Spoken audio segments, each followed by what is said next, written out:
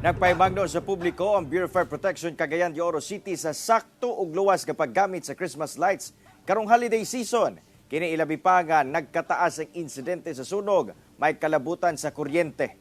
Ang detalye sa report ni James Paulo Yap. Karong Christmas season, makita na sab sa mga tagsa-tagsa kapanimalay ang mga nagkadaiyang disenyo sa mga parol, Christmas tree ug mga Christmas lights. Tungod nahimo na kining kabahin sa ato pagsaulog sa Kapaskuhan. Apan ang Bureau of Fire Protection adunay pahimangno sa publiko sa tama ug luwas nga paggamit sa mga Christmas lights. Kini human nga namatikdan ang pagtaas sa mga insidente sa sunog, may kalabutan sa paggamit og kuryente. Sumala sa BFP, siguraduhon nga anaa sa maayong kondisyon ang Christmas lights, una kini itaod ug layo kini sa mga materyales nga dali ra modakop ug kalayo.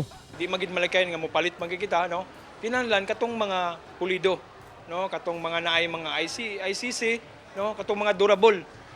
Although wala ta kabalo pilay presyo, pero kung makapalit manggaling ka og medyo ubos-ubos sa presyo nga atong gipangita pagidiguan, kinahanglan ato na lang gyung bantayan. Dili sab kuno ang ayan nga pabuntagan og pasiga ang mga Christmas lights tungod wala kuno kini nakadesenyo para sa taas nga oras sa paggamit.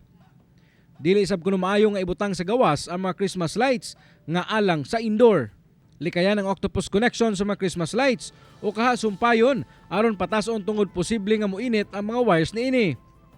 Importante sab kuno nga naay tao sulod sa panimalay kung magpasiga sa Christmas lights ug palungon dayon kini panahon nga matulog na. Kani yung Christmas light dili na siya maglong last, no?